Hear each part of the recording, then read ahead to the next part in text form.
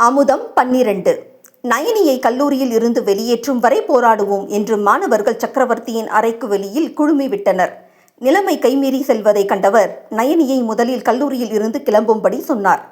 அவளும் கல்லூரியில் இருந்து வீடு வந்து சேர ஹாலில் அனைவரும் குழுமியிருக்க அவள் பெற்றோரும் அவளுக்காக காத்திருந்தனர். நயனி வீட்டினுள் நுழையும் முன்னமே, "அங்கேயே நில்லுமா, இனி இந்த வீட்டுக்குள்ள ஒரு அடி எடுத்து வச்ச நடக்கிறதே வேற" என்றார் முரளிதரன். ஆனால் அவர் பேசிக்கொண்டு இருக்கும் போதே நயனியை நெருங்கிய சேதுராமன் எடுத்ததுமே அவளை ஓங்கி அறைந்தார். "எங்க மானத்தை வாங்குறதுக்குனே வந்து பிறந்திருக்கியா நீ? அப்படி என்ன அரிப்பெடுத்து போய் வயசு வித்தியாசம் தெரியாம தெரியிற? மாப்பிள்ள வர வரைக்கும் கூட உன்னால காத்திருக்க முடியாதா? உன் லட்சணம் தெரிஞ்சு கேள்வி கேட்குற சம்மந்தி முதல் யாருக்கும் பதில் சொல்ல முடியல. அக்கம் பக்கம் தலை காட்ட முடியல. ஆசிரியருங்கிறது எத்தனை உன்னதமான பணி. ஆனா உங்க பொண்ணு அந்த ஆசிரியர் இனத்துக்கே ஒரு பெரும் கரும்புள்ளின்னு அவன் காரி துப்புறானுங்க" என்றவர் மீண்டும் அறையும் முன் நிதிஷா அவர் கையை தடுத்து பிடித்தாள். "விடு நிதி, யாருக்கும் கட்டுப்படாம தான் தோன்றித்தனமா தெரிஞ்சப்பவே இவளை கண்டிச்சிருக்கணும். ஆனா உன் அம்மா ஹாஸ்டல்ல தண்ணி தெளிச்சு விட்டதோட விளைவை இப்ப நாம அனுபவிக்கிறோம்." "அப்பா, என்னப்பா பேசுறீங்க? அக்காவை பத்தி நமக்கு தெரியாதா? யாரோ ஒருத்தர் இந்த மாதிரி தப்பா பரப்பினா அதை நம்புவீங்களா? நான் தான் சொல்றேனே, அக்கா அந்த மாதிரி கிடையாது.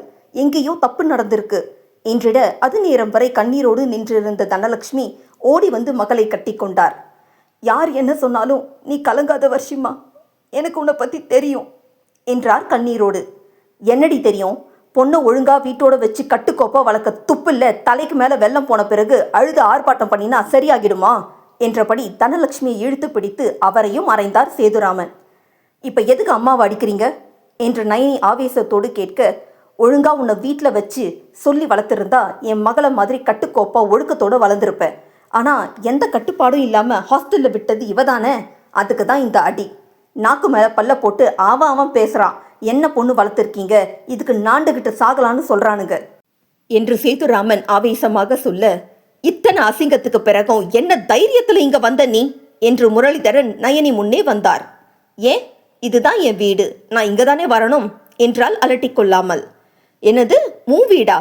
என்னமோ நீ உழைச்சு கட்டின மாதிரி பேசுகிற. நாங்கள் யாரு, எப்பேற்பட்ட குடும்பம்னு தெரியுமா? எங்கே வந்து சேர்ந்துருக்கன்னு கூட தெரியாமல் உன் இஷ்டத்துக்கு கண்டபடி கூத்தடிச்சிட்டு இப்போ எங்கள் முன்னாடியே குரலை உயர்த்துவியா? என் பொண்ணை கூட வேண்டான்னு சொல்லி உன்னை கட்டி வச்சதுக்கு எங்கள் அக்கா மாமா மானத்தை மொத்தமாக குழி தோண்டி புதைச்சிட்டியே. என்ன பொண்ணு நீ? என் மாப்பிள்ளைக்கு இப்படி ஒரு துரோகம் செஞ்சுட்டு நெஞ்சை நிமித்திக்கிட்டு இங்கே வந்து நிற்க என்ன தைரியம் இருக்கணும் உனக்கு? முதல்ல வெளியே போ" என்ற முரளிதரன், "உங்கள் பொண்ணு இனி ஒரு நிமிஷம் கூட இங்கே இருக்கக்கூடாது. முதல்ல கூட்டிகிட்டு போங்க" என்றார் சேதுராமனிடம். "இதை பாருங்க, என் மேலே எந்த தப்பும் கிடையாது. நீங்கள் நம்பினாலும் நம்பாம போனாலும் என் மேலே சுமத்தப்பட்டது எல்லாமே ஃபால்ஸ் அலிகேஷன் அண்ட் காட்டினது முழுக்க ஃபேக் ஃபோட்டோஸ் அண்ட் வீடியோஸ். என் வாழ்க்கையில் அபை தவிர வேற யாருக்குமே இடமில்லை. அவர் என்னை ஏற்றுக்கிறதுக்காக எவ்வளோ நாள் ஆனாலும் நான் காத்திருப்பேன். என்னோட அபைக்கு நான் எந்த துரோகமும் செய்யலை. இது சத்தியம்" என்றவள் நயனிகாவையே பார்த்தபடி நின்று இருந்த நிர்மலாவிடம் சென்று, "அத்தை, இந்த 2 வருஷத்துல உங்களுக்கு என்னை பற்றி நல்லா தெரியும் தானே? யார் என்ன சொன்னாலும் எதையும் நம்பாதீங்க. இது எதுவுமே உண்மை கிடையாது. நான் உங்கள் மகனை காதலிக்கிறேன். அவர் மட்டும்தான் என் வாழ்க்கை. அதில் வேற யாருக்கும் இடமில்லை. இது அந்த பையன் அவனை கண்டிச்சதுக்காக என் மேலே சுமத்தின பழி. நிச்சயமாக அது பொய்ன்னு சீக்கிரமே நிரூபிக்கப்படும். அது வரைக்கும் எந்த முடிவுக்கும் வர வேண்டாம். ப்ளீஸ் கொஞ்சம் பொறுமையாக இருங்க" என்று திடமாகவே பேசிய நயனி யாரை கண்டும் அஞ்சவில்லை. அவர்கள் எதிரே கூனி குறுகி போகவில்லை. அவள் கண்களிலிருந்து சொட்டு கண்ணீர் கூட வெளியேறவில்லை. அதை கண்ட அனைவருக்குமே ஆச்சரியம்தான். இதே நயனிகாவின் இடத்தில் மற்றொரு பெண் இருந்திருந்தால் மொத்தமாக உடைந்து உரு தெரியாமல் தன்னை அழித்து கொண்டிருப்பாள். ஆனால் தன் மீது தவறில்லை, யார் என்ன சொன்னாலும் அது தன்னை பாதிக்காது என்ற உறுதியுடன் நின்றிருந்தாள் நயனிகா வர்ஷி. "இதை பாருமா, இதையெல்லாம் கேட்கறதுக்கு நாங்கள் தயாரா இல்லை. முதல்ல நீ தப்பு இல்லைன்னு நிரூபிச்சிட்டு வா, அதுக்கப்புறம் பேசு" என்றிட நயனிகாவோ அங்கிருந்து நகர மாட்டேன் என்பது போல ஹாலில் அமர்ந்து விட்டாள். யார் என்ன சொன்ன போதும் எதையும் கண்டு கொள்ளாதவள், "என் மேலே தப்பில்லாதப்போ என்னை எப்படி நீங்கள் வெளியே போக சொல்ல முடியும்? இது என் வீடு, நான் எங்கேயும் போக மாட்டேன்" என்றிட சக்கரவர்த்திக்கு அழைப்பு சென்றது. ஆனால் அவர் தன் நண்பரான காவல்துறை அதிகாரியை சந்திக்க சென்றிருந்தவர் மாலை போலதான் வீட்டிற்கு வந்தார். வாசலுக்கே சென்ற நயனி, "மாமா, நான் ஏற்கனவே ஒரு முறை உங்ககிட்ட அந்த பையனை பற்றி சொல்லியிருக்கேனே, உங்களுக்கு ஞாபகம் இருக்கா?" என்றால் பரிதவிப்போடு. "அதை சொன்னேன், ஆனால் உங்கள் 2 பேருக்கும் இடையில இருக்கிற சம்பந்தத்தை பற்றி நீ சொல்லவே இல்லையே" என்று அவர் கேட்டதில் ஆடிப்போனாள் நயனிகா. "ஃபோட்டோஸ் வீடியோஸ் ரிசல்ட் வந்துடுச்சு. என்று சக்கரவர்த்தி சொல்லவும், என்னாச்சு என்று தனலட்சுமியும் நிதிஷாவும் பரபரத்தனர். எல்லாமே உண்மையான போட்டோஸ் வீடியோஸ் தான். ஏன் நயனி இப்படி என்றவரின் வார்த்தையில் நொறுங்கி போனாள் நயனிகா. மாமா என்ன பேசுறீங்க? உங்களுக்கு என்ன தெரியாதா? இந்த காலத்தில் ஏஐ மூலமாக நிஜத்துக்கும் பொய்க்கும் வித்தியாசம் இல்லாத அளவு எவ்வளவு ஃபோட்டோஸ் வீடியோஸ் வேணும்னாலும் க்ரியேட் பண்ணலாம். ப்ளீஸ், நான் தான் இவ்வளோ தூரம் சொல்கிறேனே, என்னோட வார்த்தைக்கு மதிப்பில்லையா? நீங்களுமா இதையெல்லாம் நம்புறீங்க? ப்ளீஸ் மாமா, நான் உங்கள் பையனுக்கு உண்மையாக தான் இருக்கேன். அவர் என்னை ஏற்றுக்கலன்னு வழி தவறும் அளவுக்கு நான் மோசமானவ கிடையாது.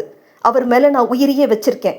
ப்ளீஸ் புரிஞ்சுக்கோங்க என்று அவள் மன்றாடலை கேட்பதற்கு சக்கரவர்த்தி தயாராக இல்லை. அந்த அளவு விஷயம் பூதாகரமாகி, ஸ்டூடெண்ட் கூட ரிலேஷன்ஷிப்பில் இருந்தது உங்கள் மருமகளா? கல்யாணத்துக்கு முன்னாடி நல்லா விசாரிச்சிங்களா? ஏன் இப்படி ஒரு பொண்ணை தேர்ந்தெடுத்தீங்க? அவளோட அம்மாவுக்கே இப்போ இருக்கிறவர் 2வது புருஷனாமே. அம்மாவே கண்ட்ரோலில் இல்லைன்னா பொண்ணு மட்டும் எப்படி சக்கரவர்த்தி இருப்பா என்று அவருக்கு பல அழைப்புகள். எதற்கும் பதில் சொல்லி மாளவில்லை. ஒரு புறம் மாணவர்களின் அழுத்தம், மறுபுறம் இப்படிப்பட்ட விசாரிப்புகள், போலீஸ் விசாரணை. இதற்கு இடையில் அவர்கள் இருவருக்கிடையில் எடுக்கப்பட்ட புகைப்படங்கள், வீடியோக்கள் அனைத்தும் உண்மைதான் என்ற செய்தி அவரை நிதானிக்க விடவில்லை. நீ இனி காலேஜ்க்கு வர வேண்டாம், முதல்ல இங்கிருந்து கிளம்பு என்றார். மாமா, எனக்கு என்னோட குடும்ப கௌரவம் ரொம்ப முக்கியம். அதுக்கு களங்கம் ஏற்படுத்தின உனக்கு இனி இந்த வீட்டில் இடமில்லை நயனி என்றவர், இந்த பொண்ணோட எந்த பொருளும் வீட்டில் இருக்கக்கூடாது என்று கட்டளையிட்டு சென்றார். அதே நேரம், இனி எந்த காலத்திலையும் என் வீட்டு வாசப்படியும் மிதிச்சிடாத என்ற சேதுராமன் வெளியில் செல்ல தனலட்சுமி அங்கிருந்து நகராமல் மகளை பார்த்து நின்றார். என்னம்மா பார்க்குற, நீ போ என்றால் முயன்று புன்னகைத்து.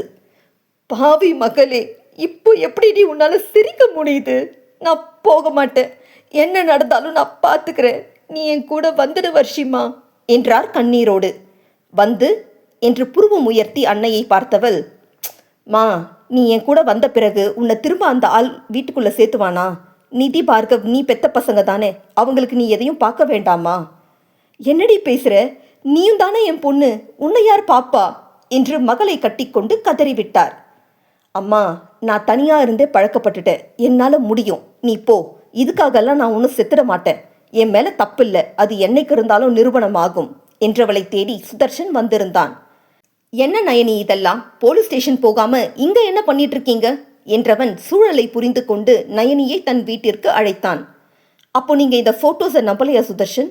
நான் உங்க வீட்டுக்கு வரதால உங்களுக்கு எந்த பிரச்சனையும் வந்துடாதா என்றால் விரக்தியான புன்னகையோடு.